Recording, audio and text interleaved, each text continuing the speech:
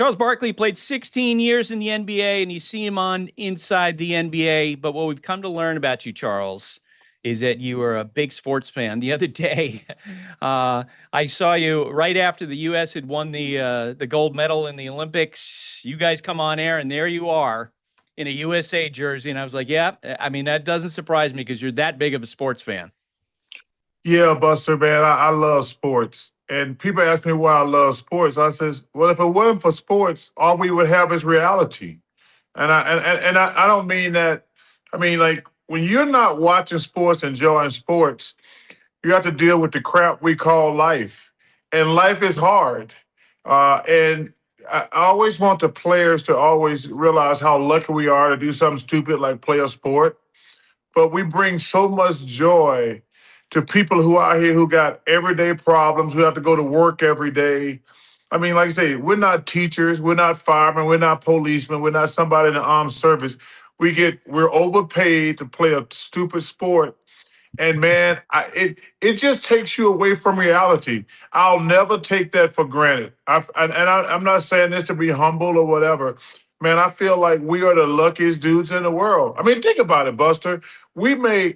Excuse me, let me stop that. They make so much money. Because the most money I made was $5 million, and I thought that was a lot, and it was a lot. But can you imagine some of these guys making 20, 30, 40, $50 million to throw a baseball, hit a baseball, run a football, or dunk?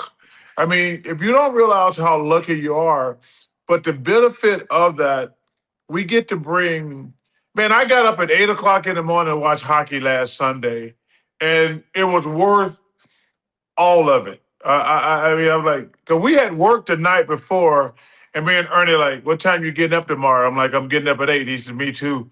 And then we get to work Sunday afternoon. We're like, that was worth it.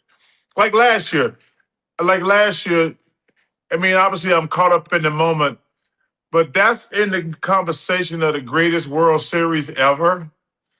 I mean, it was game 5, 6, and 7 were tremendous. But like, if you didn't, and I was pulling for Toronto, I want to make that clear. That's my favorite city in the world. But man, just to sit there and watch those guys do their things, and you got a whole country rooting for Toronto, but you got to like Ohtani and Betts and Freeman and those guys. Yeah, 100%. I want to ask you about that. I mean, you mentioned the World Series last year. What do you remember about your reaction when Miguel Rojas ties the game in the top of the 9th inning? You know, 36-year-old backup infielder, the moment of his life, right? Hitting that home run to tie the World Series. But you were rooting for the Blue Jays. What was your reaction?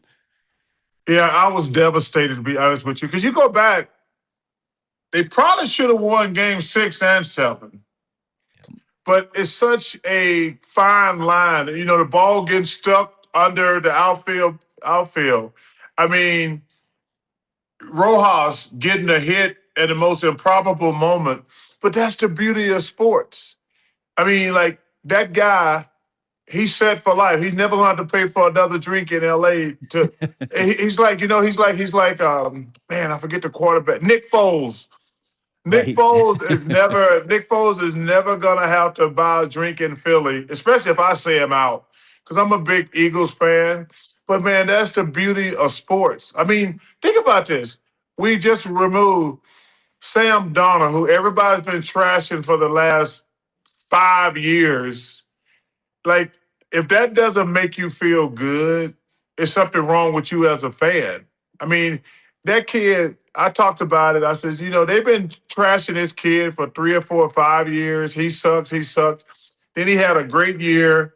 Then he stumbled last year in the playoffs in the last 2 games. And then they're like, well, he's going to choke again in the playoffs. And him end up winning the Super Bowl was incredible. Yeah, it really was. And you're speaking, Sam, I'm a huge Vikings fan. I have been my whole life. And so to see him have success after everything he's been through, it was really cool. So I'm going to tap into your sports fandom and asking you this question. Where would you put Shohei Ohtani if you were to list the all-time the 3 best athletes in sports history? Who would be your top 3 athletes in sports history? Well, I don't know if you can have three. Number one, let's get that out the way. But when you talk about in the conversation, you know what's amazing about Otani, Buster, to be honest with you? If he could actually pitch on the regular, he'd move to the top of the food chain. If he was, obviously he's had the two surgeries and he's still doing pretty good. But if he was able to pitch and hit like he hits, he'd probably be on top of the food chain. But, you talk about Tiger, you talk about Michael, you talk about Wayne Gretzky, Shohei's in that conversation. I don't discuss the Babe Ruth and Wilt Chamberlain because I never saw those guys play. So I think I'd be disingenuous. But if you go back I can say the last 30 years, you talk about Otani's in there with Michael and Tiger and Wayne Gretzky. Like George Will, he wrote a great article about Michael Jordan. It was back in the 80s and 90s. He says, that guy might be better at what he does than anybody else is better at what they do in the entire world. Because, if you're a scientist, there are a lot of great scientists. If you're a great doctor, there's a lot of great doctors. He says, Michael Jordan is better at what he does than anybody else. And I think you can honestly say that about Shohei right now. He's the best baseball player in the world. And that's such an amazing, that is such an amazing thing to say about somebody. There's a million I shouldn't say a million, there's a lot of great players. But to be better at what you do than anybody in the world is pretty a great accomplishment, man, because all the guys, there's a lot of great players, there are a lot of guys that are working hard. But when people can say, oh, yeah, he's the best at what he do, that's amazing. Yeah, and I think that's how other players feel about him. They fully acknowledge he's a head and shoulders above everybody else in terms of what he can do. How did you feel? How have you felt about the pitch clock since they implemented it in baseball? I think it's been great. I think anything you can do to speed up the game is always a good thing. And just watching from a distance, I'm a big Phillies fan. I think you know that. And just watching from a distance, to see the game, 2 hours is a lot better than 2:45, 3 hours. That's going to keep everybody involved. So, yeah, I think the pitch clock has been great. I always think you should keep changing because times change. We don't all have the flip phones anymore. So I think to keep up with society, and to me, that's not even an inconvenience. Yo, man, get your ass in the batter's box. Don't go out there and adjust your gloves and move your little thing around. No, man, get in the batter's box. Because I think first of all, I think it's better for the players, but I think it's better for the fans. I think a lot of the time we forget that the fans are the most, we make all this money because of the fans. So I think sometimes we forget, and I understand, it's hard work. I understand it. I'm not being stupid or selfish, but yo, man, if you don't realize how lucky we are to do what we do, come on, man, you need to have a serious talk with yourself. When that shapes your perspective on load management, I know, having heard you talk about that with players and the number of games they play in the NBA these days. If you had to win one game, Charles, who would you rather have, Tarek Skubal or Paul Skeens? Wow, that's a great question. Well, I think Skubal obviously got more. He's got he got a better resume. 2 Cy Young Awards, longer track record. Yeah. You'd have to give it to Skubal on the track record, but Skeens, man, I haven't watched the entire thing, but I watched that documentary on what he goes through to get ready. So that is good and dangerous. I always tell people because you got to realize that whatever sport, how great you are, it's what you do, is not who you are. Because you see a lot of athletes struggle when they retire because they put all their eggs in a basket or they don't make it. And I says, well, you have to have some common sense now. They're using you. You have to use them, whether you're getting a free education, which I think is a big deal that nobody ever talks about. You know, we always talk about these college players, NIL and things like that. I'm like, well, listen, most of these guys have to go out and get a real job. We should be more concerned about graduation and things like that. Getting a free education is a big deal. But to answer your question, I do like skiing, and man, let me tell you something. Wow, it's gonna be interesting when it's time to pay him. Well, it's gonna be interesting. Hey, it's gonna be interesting. It's time to play Scooble, because I was paying attention to the arbitration thing, Yeah. and man, you know, baseball. They got to address the salary situation. Like, they don't have TV deals like the NFL and the NBA. There's a huge disparity, and it's hard for players to understand, like, you know what, we got to figure out a way to what's best for the game. Like, we all want to make as much money as possible. I understand that. But at some point, you have to be like the WNBA. Like, I've had this disagreement with these. Like, first of all, I love the WNBA. I love these women.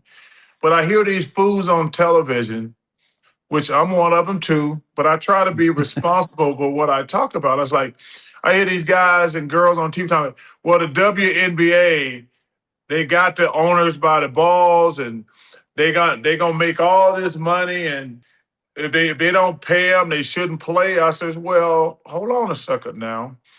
I said, you got to be careful, because I walked in a room with Magic Johnson, Larry Bird, and Larry Bird and Magic, and we still went on strike twice. I says, these are businessmen, and businessmen with all the money always win in the long run. So we always have to be careful, because if you cancel the season, it ain't going to affect the owners. So I tell my lady friends from the WNBA, I hope y'all get as much money as y'all can, but y'all got to be careful, because, like I say, I walked in the room with Magic Johnson, Larry Bird, and Michael Jordan, and still struck twice. I says, at some point, and the billionaires always going to win against millionaires, no matter what people think. Yeah, I was going to ask you. That was one of the questions I was going to ask you. What advice would you give the baseball players about a salary cap, given your experience in labor situations? Cap is it's an interesting word. I think you have to have a floor and a ceiling, because we don't want the teams at the bottom just making money. We want everybody to be competitive, but we can't just let teams outspend, because what's going to happen is the other teams, it's going to be a trickle down effect, Buster. The other team's not going to care. They're going to be like, I'm not trying to go there, and they're going to revenue share. And we just going to have a bunch of bottom feeders that are they're just minor league affiliates masquerading as Major League Baseball. So I think guys hate to hear the word cap, but you have to do something to have some form of competitive balance, because baseball probably got the worst system, where these bottom feeders like, yeah, we're not, if they're going to revenue share, we're going to let the big teams win, and we're just going to take their money. So I think baseball they get ready to have their coming to Jesus moment. And you got agents who don't care about anything but their players, which is their job. So I think sometimes it's up to the players to say, hey, you know what? We got to figure out because we're all eating right now.